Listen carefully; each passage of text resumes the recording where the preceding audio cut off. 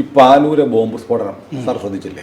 ഇപ്പൊ ഇലക്ഷന്റെ സമയത്ത് CPM ഈ ബോംബൊന്നും ഉണ്ടാക്കേണ്ട കാര്യമില്ല.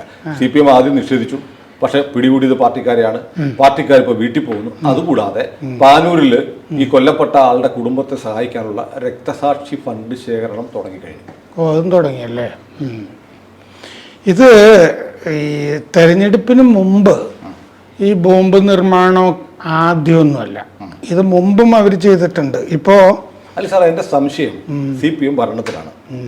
20 സീറ്റുകളിലും CPMന്റെ LDFന്റെ സ്ഥാനാർത്ഥികൾ മത്സരിക്കുന്നത്. LDF കേരളത്തിലെ പ്രബലമായ രാഷ്ട്രീയ കക്ഷിയാണ്, സാധാരണഗതിയിൽ ജയിക്കേണ്ടതാണ്. പക്ഷെ ജനവികാരം പൊതുവിൽ LDFനെതിരാണ്. അപ്പോൾ തോറ്റു കഴിഞ്ഞാൽ ആരെങ്കിലും ശിക്ഷിക്കുമോ പാർട്ടി? അതിനാണോ ബോംബ്?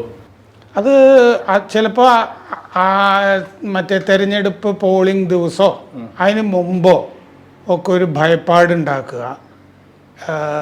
അവരുടെ ഒരു പ്രദേശമാണല്ലോ ഇതൊക്കെ, പാർട്ടി ഗ്രാമങ്ങൾ. അത് അങ്ങനത്തെ സംശയങ്ങൾ പലതരത്തിലുണ്ടാവും. ഇപ്പോൾ അന്തരീക്ഷം നെഗറ്റീവാണ് എന്നൊക്കെ തോന്നിയാലേ. പക്ഷേ പിണറായി വിജയൻ പറഞ്ഞത് ഞങ്ങൾ എന്തിനാണത് ചെയ്യുന്നത്, ഞങ്ങളവിടെ ഓൾറെഡി ജയിച്ചിരിക്കുകയല്ലേ, അങ്ങനെയൊക്കെയായിരുന്നു അദ്ദേഹത്തിന്റെ പ്രതികരണം. പറഞ്ഞു വേറെ കോണ്ടെക്സ്റ്റിൽ, അതായത് ഈ കരുവന്നൂർ പാർട്ടിയുടെ 5 രഹസ്യ അക്കൗണ്ടുകൾ ED കണ്ടെത്തി. ഇപ്പൊ അതിപ്പോ അക്കൗണ്ടൊക്കെ ഫ്രീസ്, പാർട്ടിയുടെ അക്കൗണ്ട് ഫ്രീസ് ചെയ്യുന്ന അവസ്ഥയെത്തി. അന്നേരം പിണറായിയും അവിടുത്തെ ജില്ലാ സെക്രട്ടറിയും ഉൾപ്പെടെ ഒരേ ടോണിൽ പറഞ്ഞു പാർട്ടിക്ക് ഒരു രഹസ്യ അക്കൗണ്ടും ഇല്ല. അതെ, അത് കുറച്ചുകൂടി വിശദമായിട്ട് ഈ ബോംബുകളുമായിട്ട് ബന്ധപ്പെട്ട് ബന്ധമില്ലെന്ന് പറഞ്ഞാൽ ഉണ്ട് എന്നാണ്. ബോംബുകളുമായി ബന്ധപ്പെട്ട് പറയാം. ഇതിപ്പോ മറ്റൊരു വീടിന്റെ ടെറസിലാണല്ലോ, മതിലും കുറ്റി. വീടെന്ന് പറഞ്ഞാൽ ലൈഫ് പദ്ധതി പ്രകാരം പാവപ്പെട്ട സ്ത്രീക്ക് ഉണ്ടാക്കി കൊടുത്തുകൊണ്ടിരിക്കുന്ന നിർമ്മിച്ചുകൊണ്ടിരിക്കുന്ന വീട്. അപ്പൊ അവര് താമസിക്കും മുമ്പ് അതിന്റെ മുകളിൽ ഒരുത്തൻ ചത്തു. അതെ, അത് തന്നെ തുടക്കം അങ്ങനെയാണ്.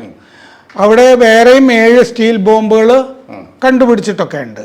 നമ്മളിത് കുറച്ചുകൂടി പഴയ സ്ഥലത്തേക്ക്, പഴയ കാലത്തേക്ക് എടുത്താൽ 2015 ജൂൺ 6-ാം തീയതി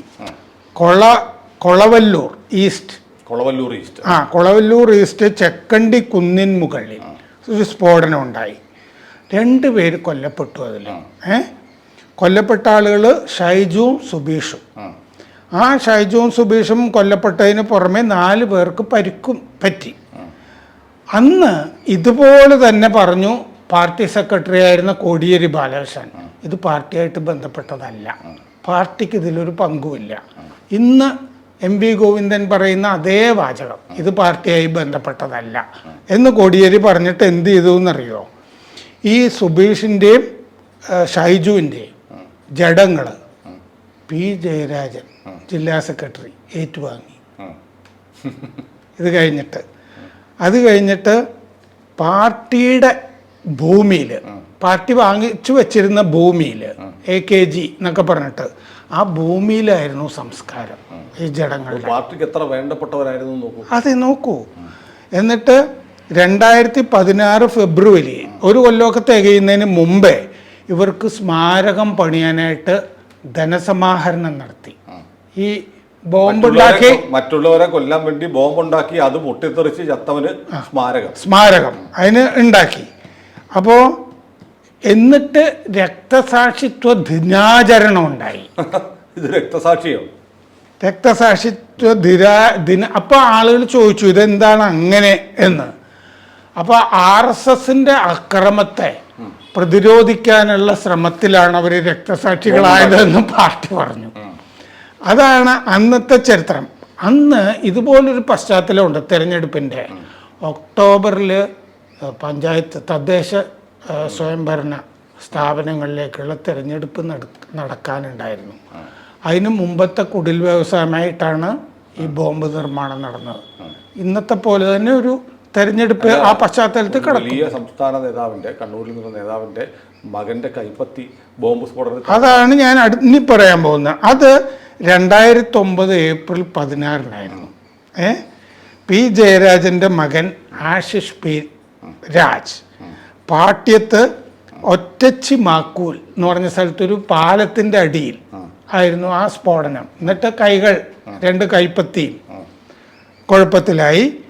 അന്നും ഇതുപോലെ സ്ഫോടനത്തിലാണ് ഈ ആശിഷിന് പരിക്കുണ്ടായത് എന്നുള്ള കാര്യം പാർട്ടി നിഷേധിച്ചു. എന്നിട്ട് കോഴിക്കോട് ആശുപത്രിയിൽ കൊണ്ടുപോയിട്ട് ഈ ചികിത്സിപ്പിച്ചു. അത് കഴിഞ്ഞ് ഓഗസ്റ്റ് ആകുമ്പോഴാണ് ഈ സംഭവം നടക്കുന്നത്, ഏപ്രിൽ ഓഗസ്റ്റൊക്കെ ആകുമ്പോഴാണ് പോലീസ് ചോദ്യം ചെയ്യുന്നതും അത്തരം കാര്യങ്ങളിലേക്കൊക്കെ നടക്കുന്നത്. ഈ സ്ഫോടനത്തിൻ്റെ പശ്ചാത്തലം എന്താണെന്ന് വെച്ചാൽ അവിടെ കോൺഗ്രസ്സിന് പട്ടേൽ സ്മാരക ഗ്രന്ഥശാലയുണ്ട്. ആ ഗ്രന്ഥശാല ആക്രമിച്ചു പാർട്ടിക്കാർ. അങ്ങനത്തെ ഒരു പശ്ചാത്തലവും കൂടി ആ സ്ഫോടനത്തിന് ഉണ്ടായിരുന്നു. പാലത്തിൻ്റെ അടിയിൽ വെച്ചാണ് നടന്നത്. പിന്നെ ഇതുപോലെ KT മനോജ് RSS നേതാവിൻ്റെ വധം നടക്കുന്നുണ്ട്. അതിൽ P ജയരാജനെ ചോദ്യം ചെയ്യുന്നുണ്ട്.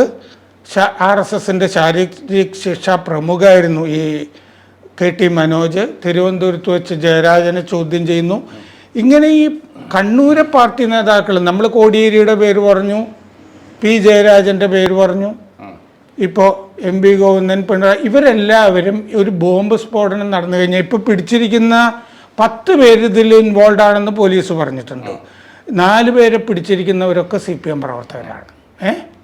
സാധാരണഗതിയിൽ അതുപോലും നടക്കില്ലായിരുന്നു, വേറെ ആരെങ്കിലുമൊക്കെ പിടിച്ചേനെ, പാർട്ടിക്കാർ പറഞ്ഞു കൊടുക്കുന്നവരെയൊക്കെ. എന്തായാലും ബോംബ് സ്ഫോടനങ്ങൾക്ക് ഒരു പാറ്റേൺ ഉണ്ട്. ഇല്ല, ഈ കണ്ണൂർ ഈ കൈപ്പത്തി ഇല്ലാത്ത കുറേയേറെ ആളുകളുണ്ടെന്നാ പറയുന്നത്. ബോംബ് കെട്ടുന്നതിനിടയ്ക്ക് കൈപ്പത്തി പോകും. അത് സാറ് കേട്ടിട്ടുണ്ടോ? ഈ ബോംബ് കെട്ടുന്നത് ഏതെങ്കിലും ഒരു മരത്തെ കെട്ടിപ്പിടിച്ചിട്ട് തെങ്ങിനോ അല്ലെങ്കിൽ കൈ കൊണ്ട് കെട്ടിപ്പിടിക്കാവുന്ന മരത്തിൽ കെട്ടിപ്പിടിച്ച് അപ്പുറത്തെ സൈഡിൽ ഇരുന്നാണ് കിട്ടുന്നത്. എങ്ങാനും പൊട്ടിയാലും കൈ മാത്രമേ പോകത്തുള്ളൂ. അങ്ങനെയാണ് ബോംബ് കിട്ടുന്നത്. അങ്ങനെ കൈപ്പത്തി കാരണം അതിന്റെ ആഘാതം മരത്തിനായിരിക്കും, നെഞ്ചിനും തലയ്ക്ക് വെക്കൂല. അങ്ങനെ മരത്തിൽ മറ്റേ നമ്മുടെ ചിപ്കോ മൂവ്മെന്റ് കേട്ടിട്ടുണ്ടല്ലോ, മരങ്ങൾ ബഹുഗുണ സമരം. അത് ഇതിന് മരങ്ങളെ സുന്ദർലാൽ ബഹുഗുണയുടെ സമരം. ചിപ്കോ പ്രസ്ഥാനം ഇങ്ങനെയാണ്, ചിപ്കോ ആന്തോളൻ. അവർ മരങ്ങളെ കെട്ടിപ്പിടിച്ച് മരം വെട്ടാൻ സമ്മതിക്കില്ല എന്ന് പറഞ്ഞ സമരമുള്ള. അതുപോലെ ഈ സഖാക്കള് അല്ലെങ്കിൽ ഈ അക്രമ സ്വഭാവമുള്ള പാർട്ടിക്കാർ മരങ്ങളെ കെട്ടിപ്പിടിച്ച് നിന്നാണ് ബോംബ് കിട്ടുന്നത്. അപ്പൊ കൈപ്പത്തി പോയ ഒരുപാട് ആളുകൾ കണ്ണൂരുണ്ടെന്നാ പറയുന്നത്. ഉണ്ട്. കോൺഗ്രസ്സുകാരുണ്ട് കേട്ടോ. അതെ, ഈ P ജയരാജനെ തന്നെ കണ്ടിട്ടില്ലേ, അത് ആക്രമണത്തിലാണ്. അതെ. അല്ല സാർ, എനിക്ക് മനസ്സിലാവാത്തത് ഇപ്പോൾ നമ്മൾ ഈ സാമൂഹ്യ മാധ്യമങ്ങളും ഒക്കെ വളരെ പ്രബലമായി, സോഷ്യൽ ഓഡിറ്റിംഗ് വളരെ കൃത്യമായി നടക്കുന്നുണ്ട്. എത്ര പതുക്കി വെച്ചാലും സത്യം പുറത്തു വരും. പാർട്ടി ചാനലോ പത്രങ്ങളോ മറ്റു ചാനലുകളോ ഒക്കെ മൂടി വെച്ചാലും മറ്റുള്ള ആളുകൾ അവരുടെ എല്ലാവരും മാധ്യമ പ്രവർത്തകരാകുന്ന ഒരു കാലത്ത് ഇത്തരം കാര്യങ്ങൾ ഒളിച്ചു വെക്കാൻ പറ്റില്ല. എന്നിട്ടും നിഷ്ഠൂരമായ ഇത്തരം കാര്യങ്ങൾ, ഈ ബോംബ് മാത്രമല്ല, നമ്മളിപ്പോൾ ഇതേ സമയത്ത് CPM-മായി ബന്ധപ്പെട്ട മറ്റൊരു വാർത്ത കോഴിക്കോട് നിന്ന് വരുന്നുണ്ട്. അവിടുത്തെ ആശുപത്രിയിലെ ICUവിൽ വെച്ച് തൈറോയിഡിൻ്റെ ശസ്ത്രക്രിയയ്ക്ക് വിധേയയായ ഒരു സ്ത്രീയെ CPM യൂണിയനിൽപ്പെട്ട ഒരുത്തൻ പീഡിപ്പിച്ചു. ആ കുട്ടിക്ക് പീഡനത്തിന് ഇരയായ കുട്ടിക്ക് അനുകൂലമായി നിലപാടെടുത്ത നഴ്സിംഗ് സൂപ്രണ്ടിനെ സ്ഥലം മാറ്റി ഹൈക്കോടതി ഉത്തരവിട്ടിട്ടും 5 ദിവസം ആ സ്ത്രീയെ കൊല്ലാക്കൊല ചെയ്ത് പീഡിപ്പിച്ചു.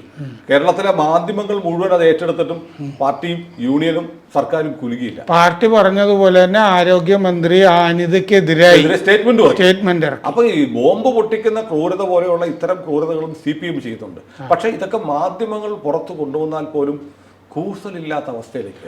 സിദ്ധാർത്ഥനെ 29 മണിക്കൂർ തുടർച്ചയായിട്ട് മർദ്ദിച്ചു എന്ന് പോലീസ് റിപ്പോർട്ട്. ഇതൊക്കെ മാധ്യമങ്ങൾ പുറത്തു കൊണ്ടുവന്നാലും ഒരു കൂസലും ഇല്ലാത്ത തരത്തിലേക്ക് കേരളത്തിലെ CPM അല്ലെങ്കിൽ രാഷ്ട്രീയ പാർട്ടികൾ മാറിയിരിക്കുന്നു എന്ന് പറഞ്ഞാൽ അതിനകത്തൊരു വലിയൊരു ആപൽ സൂചന. മുമ്പ് ഈ ഇതൊരു കണ്ണൂർ ശൈലി എന്നാണല്ലോ പറയുന്നത്.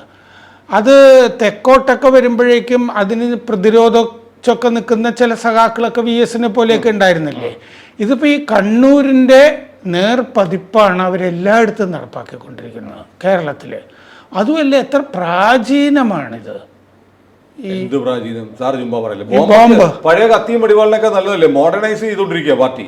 അതായത് പുന്നപ്ര വയലാർ കാലത്തെ വാരിക്കുന്തത്തിന് ബോംബേക്ക് എത്തി. ഇനി കുറെ കഴിയുമ്പോൾ LMG ലൈറ്റ് മെഷീൻ ഗണ്ണും റോക്കറ്റ് ലോഞ്ചറും ഒക്കെ വരുമായിരിക്കും. ഗ്രനേഡ് പാർട്ടി വക വലിയ കൂടി ഈ ഗർഭം കലക്കി ഒരു ഗുണ്ടും വെച്ചിട്ട് വാണം അങ്ങ് വിട്ടാൽ പോരെ. റോക്കറ്റ് പടക്കത്ത് കിട്ടുന്നില്ല, അത്തരം സാധനം അയച്ച് വീടുകൾ ആക്രമിക്കുമായിരിക്കും. ടിപ്പു സുൽത്താൻ അല്ലേ ഇന്ത്യയിൽ ആദ്യമായി റോക്കറ്റ് ഉപയോഗിച്ചത്. ചെറുതുണ്ടായി. അതുപോലെ ഇനി പാർട്ടി, അതെ, ഇനി പാർട്ടിയുടെ വക റോക്കറ്റുകളും വാണങ്ങളും ഒക്കെ വരുമായിരിക്കും. അതായിരിക്കും. ഈ പണ്ട് സോവിയറ്റ് യൂണിയനിൽ മൊളോട്ടോ എന്ന് പറഞ്ഞൊരു സഖാവ് ഉണ്ടായിരുന്നു. പുള്ളി ഇതുപോലെ അപ്പോൾ എന്തോ ഒരു പെട്രോളൊക്കെ ഉള്ളിലൊക്കെ വെച്ചിട്ട് ഈ എറിഞ്ഞ് ഈ കത്തി പിടിച്ച് അതാണ് മൊളോട്ടോവ് കോക്ടെയിൽ എന്നാണ് അതിന് പറഞ്ഞത്. അതാണ് ഇവിടെ പെട്രോൾ ബോംബ് എന്ന് പറയുന്നത്. ബിയറിന്റെ കുപ്പി എടുക്കും, സാർ ഇടുന്നുണ്ട്, ബിയറിന്റെ കുപ്പിക്കകത്തേക്ക് പെട്രോൾ നിറയ്ക്കും, എന്നിട്ട് അതിനകത്ത് ബനിയൻ വേസ്റ്റ് ഉണ്ടല്ലോ, പിരിവിലാന്നിരിക്കുന്ന ഒരു സാധനം ഉണ്ടല്ലോ, അത് നിറയ്ക്കും, എന്നിട്ട് അതിന് കത്തിച്ചെറിയും. അപ്പൊ ഇത് പൊട്ടിത്തെറിച്ച് നാലുപാടും വീഴും. അതെ. പിന്നെ മറ്റൊരു രഹസ്യം അറിയോ സാറിന്, നമ്മുടെ പ്രേക്ഷകർക്ക് കൂടെ അറിയാൻ പറയാം, ഒരു തീ വെക്കാനുള്ള ഒരു എളുപ്പ വഴിയുണ്ട്. സിഗരറ്റാണ് പ്രധാനപ്പെട്ടതാണ്. ഒരു സിഗരറ്റ് എടുക്കും, സിഗരറ്റിന് 1-2 സിഗരറ്റ്, എന്നിട്ട് അതിന് ചുറ്റും തീപ്പെട്ടി കമ്പുകൾ റബ്ബർ ബാൻഡ് ഇട്ട് കേൾക്കും, എന്നിട്ട് സിഗരറ്റ് കത്തിക്കും, എന്നിട്ട് ഇത് എവിടെയും എറിഞ്ഞിട്ട് പോകും. അപ്പോൾ സിഗരറ്റ് ഇങ്ങനെ കത്തി വന്നിട്ട് തീപ്പെട്ടിയുടെ മരുന്നിന് തീ പിടിക്കുമ്പോഴത്തേക്ക് തീ കത്തും. വൈക്കോൽ തുറുവൊക്കെ ആണെങ്കിൽ കത്തും. അപ്പം ഈ കത്തിച്ചെറിയുന്ന ആൾക്ക് ഇത് എറിഞ്ഞിട്ടിട്ട് സേഫായ സ്ഥലത്ത് എത്തുമ്പോഴേ ഇത് സിഗരറ്റ് കത്തി തീപ്പെട്ടിക്കുള്ളിയുടെ മരുന്നിൻ്റെ അവിടെ വരെ എത്തണം. ഒരു 4-5 മിനിറ്റ് കിട്ടും. അപ്പോൾ കത്തിച്ച ആളെ കിട്ടത്തില്ല. ഇങ്ങനെയുള്ള പല ടെക്നോളജികളും ഉണ്ട് പാർട്ടിക്കാണെങ്കിൽ. അങ്ങനെ എറിയുന്ന ആൾക്ക് എന്താണ് ഇതുകൊണ്ടൊരു ഗുണം കിട്ടുന്നത്? പാർട്ടി തീരുമാനം. ശത്രുവിന്റെ ചായക്കടക്ക് തീ വെച്ചു, ഒരു സന്തോഷം, അവന്റെ തീ വെച്ചു, സന്തോഷമൊന്നുമല്ല, അവരുടെ ക്രൂവൽറ്റി അല്ലേ. ഒരുത്തരം തീ വെക്കുക, നമ്മൾ പന്തുമായിട്ട് പോയി തീ വെച്ചാൽ ആളുകൾ കാണും. അതേസമയം ഈ പറഞ്ഞ പോലെ തീപ്പെട്ടിക്ക് ചുറ്റും അല്ല സിഗരറ്റിന് ചുറ്റും തീപ്പെട്ടിക്കുള്ളികൾ കെട്ടി വെച്ചിട്ട് സിഗരറ്റ് കത്തിച്ചിട്ടിട്ട് പോയാൽ അതേ തീ പിടിക്കുള്ളൂ. അപ്പോൾ തീ കത്തുമ്പോൾ കൊള്ളികൾ ആഞ്ഞ് കത്തി വൈക്കോൽ തുറുവാണെങ്കിൽ ആള് കത്തിപ്പോവും. പ്രേക്ഷകർ ഇതൊന്നും പരീക്ഷിച്ച് നോക്കരുത്, ജസ്റ്റ് ഫോർ ഇൻഫർമേഷൻ. മൊളോട്ടോവ് കോക്ടെയിൽ പെട്ടെന്ന് ഓർമ്മ വന്നാണ് ചരിത്രത്തിൽ നിന്ന്. എന്തെങ്കിലും ചെയ്തിട്ട് എന്തെങ്കിലും പറ്റിയാൽ ഞങ്ങൾക്ക് ഉത്തരവാദിത്തമില്ല. അതെ അതെ അതെ. അപ്പോൾ ഇതിലൊരു ആസൂത്രണമുണ്ട്, ഒരു രീതിയുണ്ട്, സ്ഥിരമായി നിഷേധിക്കലുണ്ട്, ഞങ്ങളുടേതല്ല എന്ന് പറച്ചിലുണ്ട്, ഈ ഗർഭം എന്റെ അല്ല എന്ന് പറയുന്നുണ്ട്. താമസിയാതെ അവിടെ ഒരു ധനസമാഹരണം നടക്കും, സ്മാരകം ഉണ്ടാവും. ഇതൊക്കെ നമുക്ക് കാത്തിരുന്ന് കാണാം. ഏതായാലും ഇത് മനുഷ്യനെ കൊല്ലുന്ന പ്രവണതയിൽ നിന്ന് CPM മാറട്ടെ എന്ന് ഞാൻ പറയാനില്ല. അത് നമ്മൾ പറയരുത്. കാരണം എങ്ങനെ മാറാൻ പറ്റും?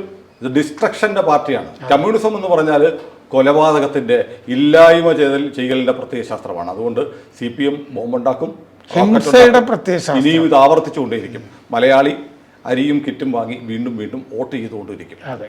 കൂടുതൽ വാർത്തകളും വിശേഷങ്ങളും നിങ്ങളിലേക്ക് എത്താൻ ABC മലയാളം സബ്സ്ക്രൈബ് ചെയ്യുക, ബെൽ ബട്ടണും അമർത്തുക.